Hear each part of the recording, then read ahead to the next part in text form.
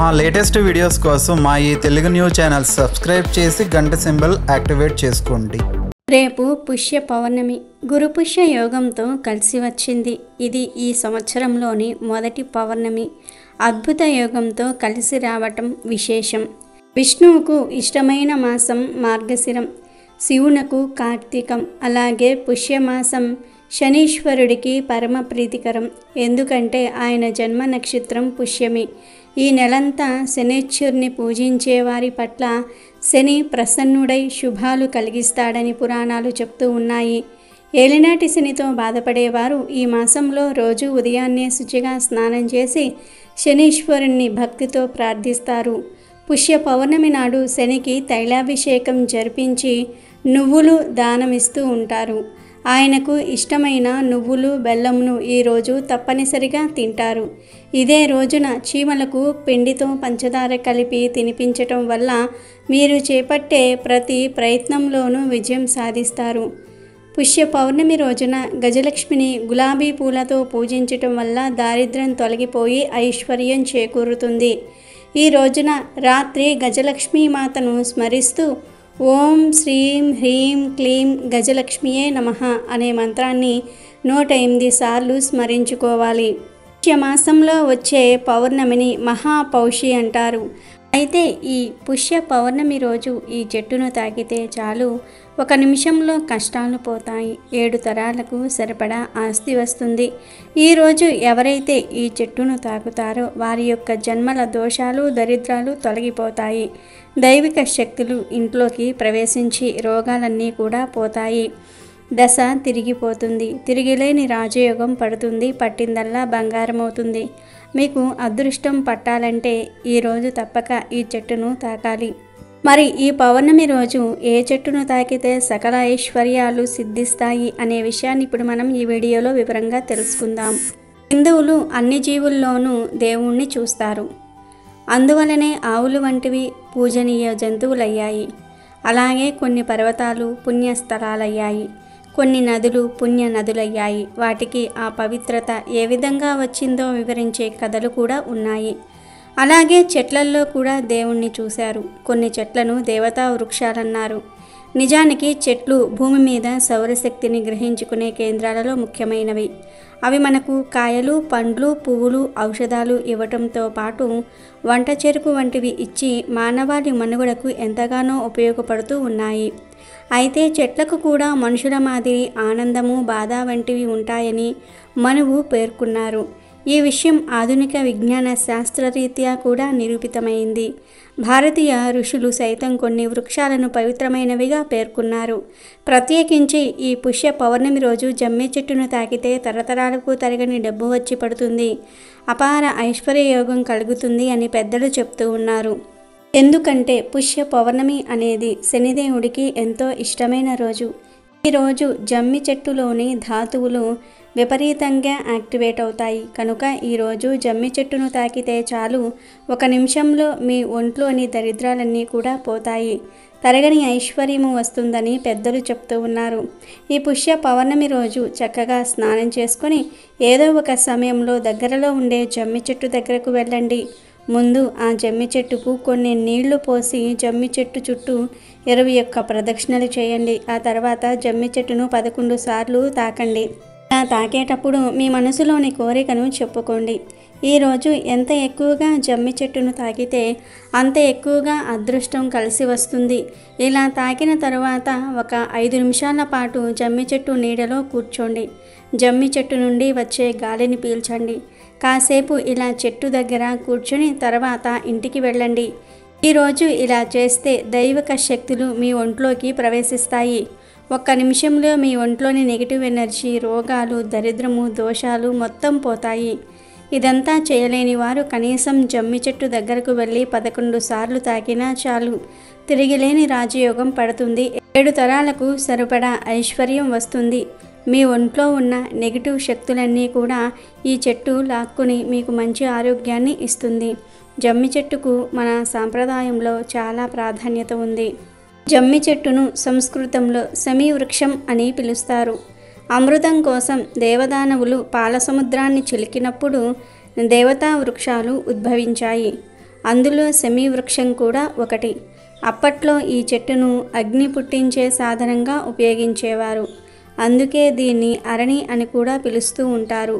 త్రేతాయుగంలో లంకకు వెళ్లే ముందు శ్రీరాముడు సెమీ పూజ చేసి వెళ్ళాడు. అందుకే రావణుడి మీద విజయం సాధించాడని రామాయణ గాథ చెప్తోంది. అలాగే మహాభారతంలో పాండవులు అజ్ఞాతవాసానికి వెళ్లే ముందు తమ ఆయుధాలను ఒక మూటలో కట్టి సెమీ వృక్షంపై ఉంచారు. తమ అజ్ఞాతవాసం పూర్తయ్యే వరకు తమ ఆయుధాలను జాగ్రత్తగా కాపాడమని సెమీ వృక్షాన్ని కోరి నమస్కరించి వెళ్ళారు. అజ్ఞాతవాసం పూర్తయిన తర్వాత జమ్మి చెట్టు వద్దకు వచ్చిన పాండవులు సెమీ వృక్షానికి పూజ చేసి తమ ఆయుధాలను తీసుకున్నారు. అనంతరం కౌరవులతో యుద్ధంలో పాల్గొని వారిని ఓడించారు. జమ్మిని పూజించటం అంటే జీవితంలో సకల విజయాలు సాధించాలని కోరుకోవటమని అందరూ నమ్ముతూ ఉంటారు. జమ్మి చెట్టు ఎలాంటి వాతావరణంలోనైనా సరే సులువుగా పెరుగుతుంది. నీటి లభ్యత లేకున్నా కూడా ఎక్కువ కాలం బ్రతుకుతుంది. ఈ జమ్మి చెట్టు నుంచి రాలిపోయే ఆకులు రాలుతూ ఉంటే కొత్త ఆకులు వస్తూనే ఉంటాయి. జమ్మి చెట్టు ఎప్పుడూ కూడా పూర్తిగా ఆకులు రాలి బోసిపోయినట్లుగా కనిపించదు. కాబట్టి యువతకు, నగరవాసులకు ఈ చెట్టు ఉపయోగాల గురించి పెద్దగా తెలియకపోవచ్చు. కానీ గ్రామీణ జీవితంలో జమ్మి చెట్టుకు ఎంతో అనుబంధం ఉంటుంది. ఈ చెట్టు వేళ్ళు భూసారాన్ని పెంచుతాయి. జమ్మి చెట్టులోని ప్రతి భాగం నాటు వైద్యంలో ఔషధంగా ఉపయోగపడుతుంది. ఈ చెట్టు గాలి పీలిస్తే ఆరోగ్యంగా ఉంటారని నమ్ముతూ ఉంటారు. అందుకే సెమీ వృక్షం చెట్టు ప్రదక్షిణలు చేయాలని చెప్తూ ఉంటారు. ఇన్ని ప్రత్యేకతలు ఉన్నాయి కాబట్టే రైతులు కూడా తమ పశుపక్షాదుల ఆరోగ్యం కోసం జమ్మి చెట్టును పూజిస్తారు. కాబట్టి పుష్య పౌర్ణమి రోజు అందరూ గుర్తుపెట్టుకుని జమ్మి చెట్టును తాకండి. తరతరాలకు తరగని ఐశ్వర్యాన్ని పొంది ఆనందంగా జీవించండి. ఈసారి పుష్య పౌర్ణమి గురు పుష్య అమృత యోగంతో కలిసి వచ్చింది. ఇలా కలిసి రావటం చాలా విశేషం. భారతీయ జ్యోతిష్య శాస్త్రం ప్రకారం తిథి, నక్షత్రము, శుభదినం లాంటివి శుభాలుగా భావిస్తారు. శుభదినాన మంచి కార్యక్రమాలు లేదా నూతన కార్యక్రమాలు ప్రారంభిస్తే అంతా మంచే జరుగుతుందని విశ్వసిస్తూ ఉంటారు. ఎందుకంటే పవిత్రమైన సమయంలో నిర్వహించే ఎలాంటి పనులైనా అనుకూల ఫలితాలు ఇస్తాయని అందరూ నమ్ముతూ ఉంటారు. గురు పుష్యయోగం కూడా అలాంటి పవిత్రమైన రోజే. గురువారం నాడు పుష్యమి నక్షత్రం కలిసి వస్తే దానిని గురు పుష్య యోగం అని అంటారు. ఎప్పుడైనా పుష్యమి నక్షత్రము గురువారం వస్తే ఆ రోజు శుభయోగం లేదా గురు పుష్య యోగం ఉందని అంటారు. దీన్నే గురు పుష్య అమృత యోగం అని కూడా అంటారు. గురుగ్రహం విజ్ఞానానికి సంకేతం. అందుకే గురుణ్ణి పవిత్రంగా భావిస్తారు. పుష్య నక్షత్రం శుభ్రతకు, మృదుత్వానికి చిహ్నం. అందుకే దీన్ని గొప్ప నక్షత్రం అని కూడా అంటారు. ఈ బృహస్పతి పుష్యమి నక్షత్రం కలిసి వచ్చినప్పుడు శుభకాలం ప్రారంభమవుతుంది. ఈ కాలంలో చేపట్టిన ఏ కార్యాచరణ అయినా శుభప్రదంగా ఉంటుంది. హిందూ జ్యోతిష్యం ప్రకారము పుష్యమి నక్షత్రానికి ప్రత్యేక గుర్తింపు ఉంది. ఎందుకంటే పాలసముద్రం మదించినప్పుడు ఈ నక్షత్రంలోనే లక్ష్మీదేవి ఉద్భవించింది. దేవతలంతా గురు పుష్యయోగం రోజున స్వర్గంలో లక్ష్మీదేవిని పూజిస్తారు. అలాగే గురువారము శ్రీహరికి చాలా ప్రీతికరమైంది కావటంతో పుష్యమి నక్షత్రము గురువారం వస్తే ఆ రోజును అత్యంత శుభప్రదంగా హిందువులు భావిస్తారు. ఈ రోజున ఏ పని ప్రారంభించినా లక్ష్మీ నారాయణుల అనుగ్రహం లభిస్తుంది. ఎలాంటి ఆటంకాలు లేకుండా చేపట్టిన పనులు పూర్తవుతాయి. ఏదైనా మంచి పని ఈ రోజు ప్రారంభించటం వలన అంతా మంచే జరుగుతుంది. కానీ ఈ శుభయోగంలో వివాహాది శుభకార్యాలు మాత్రం చేయకూడదు. ఇక ఈ గురు పుష్యయోగం పుష్యమి నక్షత్రం కలిసి వచ్చిన ఈ రోజున ఒక ప్రత్యేకమైన దీపం వెలిగిస్తే దోషాలు, పాపాలు, దరిద్రాలు పోయి ఇల్లంతా బంగారుమయం అవుతుందని పెద్దలు చెప్తూ ఉన్నారు. ఈరోజు తప్పకుండా ఇంట్లో దీపం వెలిగించుకోవాలి. ఈ పుష్య పౌర్ణమి రోజు ఇంట్లో దీపారాధన చేసేటప్పుడు ఆ దీపం రావి ఆకుపై పెడితే చాలా మంచిది. ఈరోజు రావి చెట్టు దగ్గరకు వెళ్ళి ఒక మంచి రావి ఆకును సేకరించి తెచ్చుకోవాలి. ఆ ఆకును ఇంట్లో లక్ష్మీ నారాయణ ఫోటో ముందు కానీ, శివపార్వతుల ఫోటో ముందు కానీ పెట్టి ఆ ఆకు మీద ప్రమిదను పెట్టి దీపం వెలిగించండి.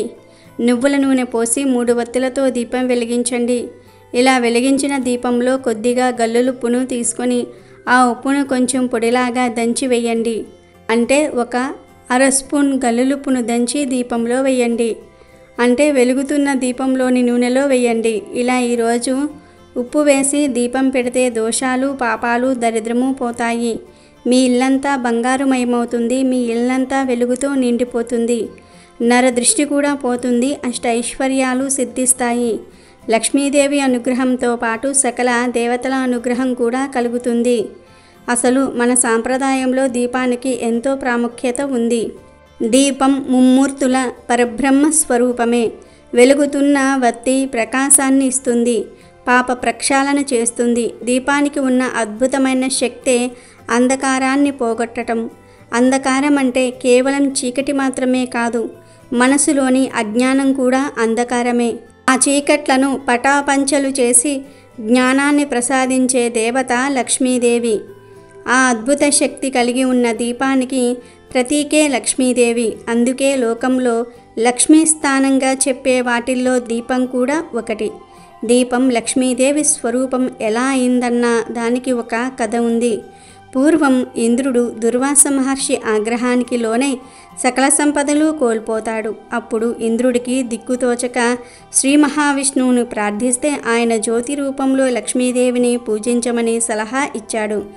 ఇంద్రుడు అలా జ్యోతి రూపంలో భక్తితో లక్ష్మీదేవిని పూజించి తిరిగి తన సంపదలను పొందాడని, అప్పట్నుంచే లక్ష్మీదేవి దీపలక్ష్మీదేవి అయ్యిందని చెప్తారు. కనుక ఈ పౌర్ణమి రోజు ఇప్పుడు మనం చెప్పుకున్న విధంగా దీపం పెడితే తప్పక లక్ష్మీదేవి అనుగ్రహం సిద్ధిస్తుంది. పుష్య పౌర్ణమినే మహాపౌషి అంటారు. అలానే హిమ శోధన పౌర్ణమి అని కూడా పిలుస్తూ ఉంటారు. పూర్వకాలంలో రైతులు ఈ రోజును పెద్ద పండుగగా జరుపుకునేవారు. రైతులకు పంట చేతికి అందే కాలం గనుక ధాన్యలక్ష్మి, ధనలక్ష్మి రూపేణ విష్ణుమూర్తి సమేత శ్రీ మహాలక్ష్మిని పూజించటం చేసేవారు. పుష్య పౌర్ణమి రోజు ఎవరైతే విష్ణుమూర్తి సమేత శ్రీ లక్ష్మీ అమ్మవారిని పౌర్ణమి ఘడియలలో సాయంత్రం భక్తి శ్రద్ధలతో పూజిస్తారో అలాంటి వారికి జీవితంలో ఎదురే ఉండదు. రోజు లక్ష్మీ నారాయణులను మీ ఇంట్లో పూజించటం వలన అన్ని శుభాలే జరుగుతాయి. ఆ లక్ష్మీదేవి అనుగ్రహం వలన అప్పులు పోయి అష్టైశ్వర్యాలు కలుగుతాయి. లక్ష్మీనారాయణను ప్రసన్నం చేసుకోవడానికి పుష్య పౌర్ణమి ఎంతో ముఖ్యమైన రోజు. పుష్య పౌర్ణమి రోజు నువ్వులు మరియు బెల్లం కలిపి చేసిన పదార్థాన్ని తింటే ఆ శని భగవానుడి అనుగ్రహం కలుగుతుంది. మీ ఇంట్లోని కష్టాలు, దరిద్రం పోయి సకల ఐశ్వర్యాలు కలుగుతాయి. అందుకే మన పూర్వీకులు పుష్య పౌర్ణమి రోజు ఇలా నువ్వులు, బెల్లం కలిపిన పదార్థాలను తినేవారు. ఇలా ఈ రోజు తింటే మానసిక రోగాలు కూడా నయమవుతాయి, శరీరానికి బలం వస్తుంది. అందుకే ఈరోజు ఏం చేసినా చేయకపోయినా నువ్వులు బెల్లంతో చేసిన పదార్థాలు ప్రతి ఒక్కరూ కూడా తప్పక తినాలి. ఆ సకల దేవతల అనుగ్రహాన్ని, శక్తిని అందరూ పొందాలి. పుష్య పౌర్ణమి రోజు సూర్యోదయం నుండి 5 గడియలు అంటే సూర్యోదయం నుండి 2 గంటల వరకు విశిష్ట తేజస్సు ప్రసరింపబడుతుంది. సూర్యకిరణాలు జీవ చైతన్యాన్ని ఊర్ధ్వముఖంగా ప్రసరింపజేయుటకు తోడ్పడతాయి. ఈ 2 గంటల సమయంలో సూర్యకిరణాల ఆరాధన చేయాలి. చేతితో నీటిని తీసుకొని తర్పణాలు వదలాలి. సూర్యుడికి నమస్కారం చేసుకోవాలి. తద్వారా సూర్యభగవానుడి అనుగ్రహం మీపై పడి సూర్యలోకంలో 1000 సంవత్సరాలు సుఖంగా జీవిస్తారు.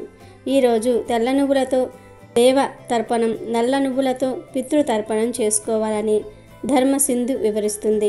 ఈ పుష్య పౌర్ణమి రోజు ఇలా ఈ చిన్న చిన్న పరిహారాలు చేస్తే సమస్యలన్నీ కూడా తీరిపోతాయి. మీకు ఏదైనా పెద్ద సమస్య ఉన్నప్పుడు ఆ సమస్యకు 24 గంటల్లో పరిష్కారం కావాలి అంటే పౌర్ణమి రోజు ఉప్పుతో ఇలా చేయాలి. కొంచెం ఉప్పు, కొన్ని తెల్ల ఆవాలు, 1 ఎండు మిరపకాయ తీసుకుని చేతిలో పట్టుకోండి. అలా పట్టుకుని ఇష్టదేవతను మనసులో స్మరించుకోండి. 5 నిమిషాల పాటు ఇష్టదేవతను మనసులో స్మరించుకుని ఎవరైతే సమస్య ఉందో వారు చుట్టూ అపసవ్య దిశలో 7 సార్లు తిప్పండి. అలా చేసిన తర్వాత మీ పెరట్లో ఎక్కడైనా సరే కొంచెం మట్టి తీసి అక్కడ ఈ ఉప్పు, ఆవాలు, ఎండుమిరపకాయలను పూజ చేయండి. ఇలా చేస్తే 24 గంటల్లోపు మీ సమస్యకు అద్భుతంగా పరిష్కారం లభిస్తుంది. గొయ్యి తీసి పూడ్చటం సాధ్యం కాదు అనేవారు ఎక్కడైనా ప్రవహించే నీటిలో కానీ లేదా షింకులో కానీ వీటిని పడేసి కరిగించేయండి. పౌర్ణమి రోజు ఇలా చేస్తే ఖచ్చితంగా పరిష్కార మార్గం కనిపిస్తుంది. అదేవిధంగా భార్యాభర్తల మధ్య గొడవలు ఎక్కువగా ఉన్నాయి అనుకునేవారు 1 గిన్నెలో ఉప్పు, దాని మీద 4 లవంగాలు వేసి ఈ గిన్నెను బెడ్రూమ్లో ఉంచండి. ఇలా చేస్తే భార్యాభర్తల మధ్య గొడవలు తొలగిపోతాయి. ఉప్పుకు సంబంధించి ఈ ప్రయోగాలు చేస్తే మీకు మంచి ప్రయోజనం కలుగుతుంది. కనుక పౌర్ణమి నాడు ఈ విధంగా ఉప్పుతో మీరు కూడా పరిష్కారాలు చేసుకుని మీ సమస్యలను తొలగించుకోండి. అమెజాన్లో బెస్ట్ డిస్కౌంట్స్ కోసం వీడియో డిస్క్రిప్షన్లో లింకు ఉంది, చూడండి. అలాగే మా టెలిగ్రామ్ ఛానల్ సబ్స్క్రైబ్ చేసుకోండి.